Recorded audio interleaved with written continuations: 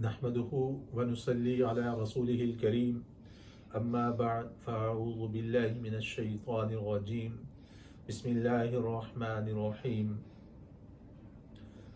गुज़श्ता से पेवस्ता है हमारा टॉपिक जो है वो डेंगू फीवर से मुतालिक पिछली वीडियो थी, तो आज की वीडियो भी डेंगू फीवर पे ही है, मगर ये उसके इसका सेकंड पार्ट है। जिस फर्स्ट पार्ट में तो हमने इसके अलामात को डिस्कस किया था कि स्पेशली जब फीवर होता है तो साथ सीवियर हेडेक होता है, और एक चीज़ मेन जो है वो भी बहुत कॉमन जिसको WHO ने भी एक्सप्लेन किया है, वो है पेन बिहाइंड द आइज।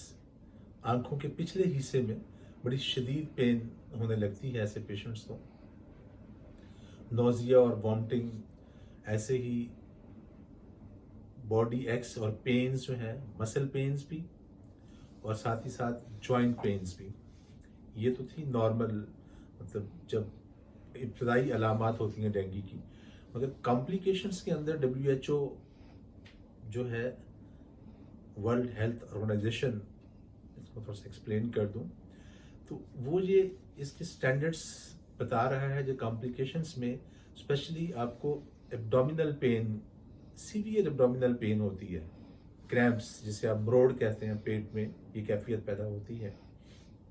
ऐसे ही नोज़ और गम ब्लीडिंग, दांतों और मसूड़ों से नाक से खून आना, ये भी इसकी कॉम्प्लिकेशंस में से है। बहुत ज़्यादा नकाहत भी इसमें होती है।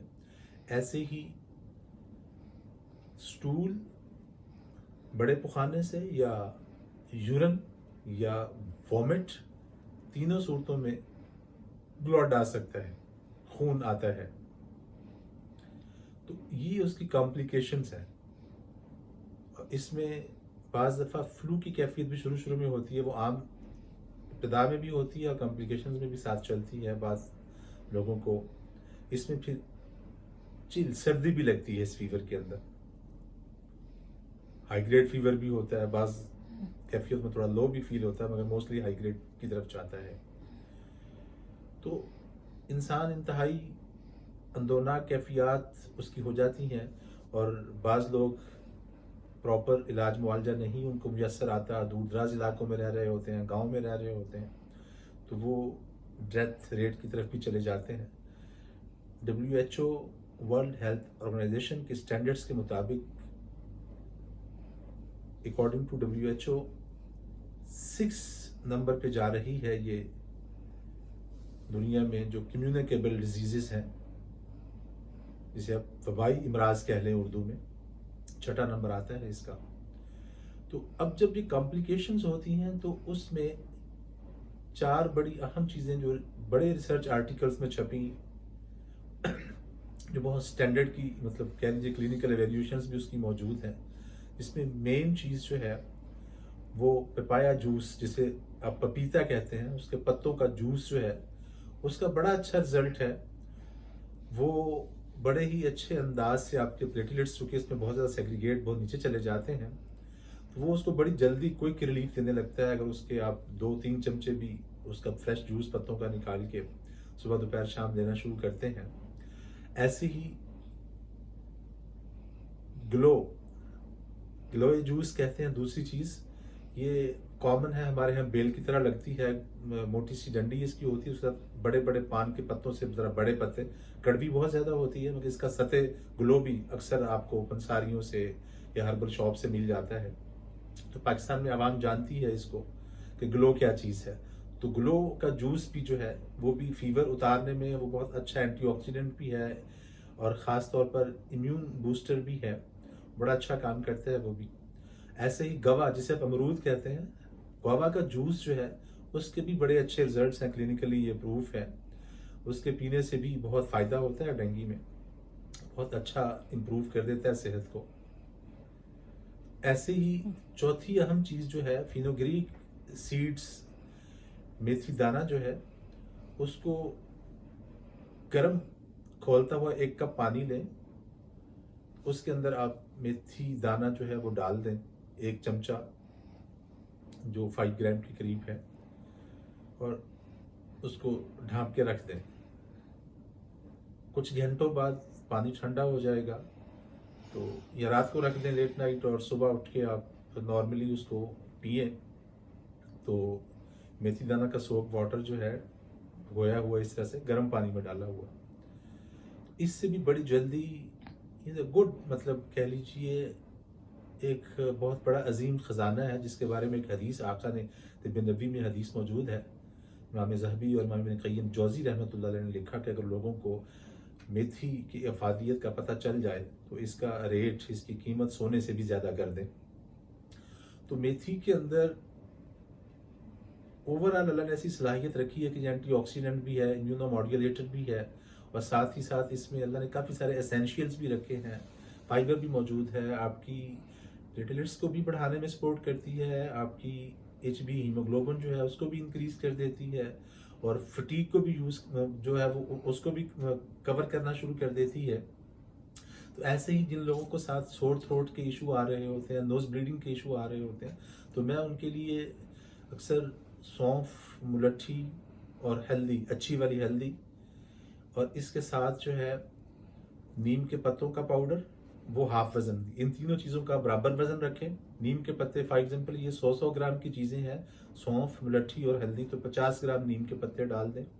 अगर किसी को तुलसी के पत्ते मिल जाएं, उसका पाउडर मिल जाए तो वो तो कमाल चीज़ है, मगर दोनों ही क्लिनिकली और रिसर्च बेस पे प्रूफ है कि नीम के पत्तों का पाउडर और ऐसे ही तुलसी के पत्तों का पाउडर जो है, ये दोनों ही डेंगू वायरस जो है उसको किल करने की सलाहियत रखते हैं, उसके असरात जो बॉडी में आते हैं उसको ख़त्म कर देते हैं। तो सौंफ, मुलट्ठी और हल्दी 100 ग्राम, उसमें तुलसी के पत्तों का पाउडर जो है वो 50 ग्राम, या नीम के पत्तों का पाउडर, चूँकि पंजाब में, पाकिस्तान के अंदर मुख्तलिफ इलाकों में नीम बड़ी आसानी से मिल जाती है, तो ये तीनों चीज़ें भी बड़ी कॉमन है। सौंफ, मुलट्ठी, हल्दी भी लोग इसको खूब समझते हैं। हल्दी बाज़ार की ना लें, खुद गट्ठी वाली हल्दी को पीस के बना लें उसको। तो इन तीनों चीज़ों को, और चौथी चीज़ जो है नीम के पत्ते 50 ग्राम उसमें डाल के उसको मिक्स करके रख लें। तो आधी आधी चमची सुबह नाश्ते के साथ, नाश्ते के आधे पौने घंटे बाद ले लें, और ऐसे ही आधी चमची जो है, छोटी आधी चमची चाय वाली जो है, असर के करीब जो है वो ले लें।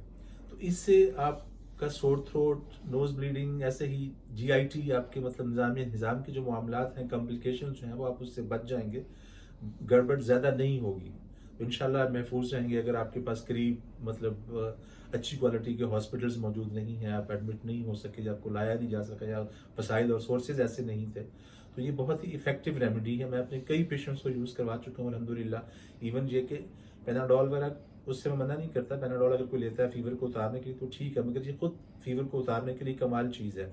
एक टाइम नाश्ते के बाद जो है, या दोपहर के खाने में आप, मैंने पिछली वीडियो में भी बताया था, कलौंजी, अजवाइन और मेथी दाना, इन तीनों चीज़ों को बारीक पीस के रख लें।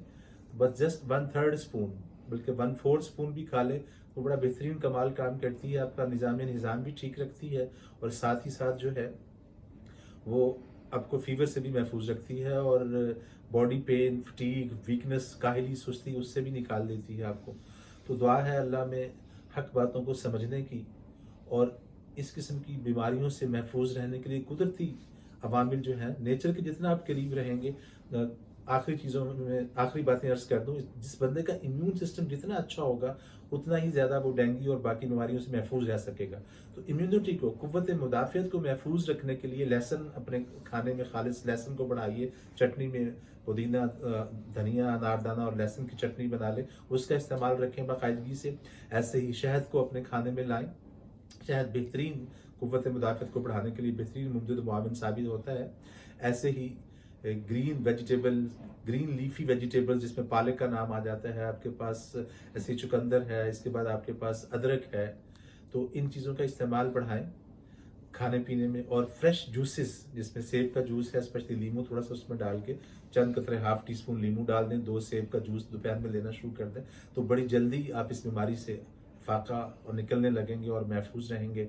आइंदा दोबारा अटैक नहीं होगा, बाकी लोग महफूज रहेंगे। तो दुआ है अल्लाह में हक बातों को सुनने की, समझने की और उस पर अमल करने की तौफीक अता फरमाए। व आखिर दावाना अनिल हम्दुलिल्लाहि रब्बिल आलमीन।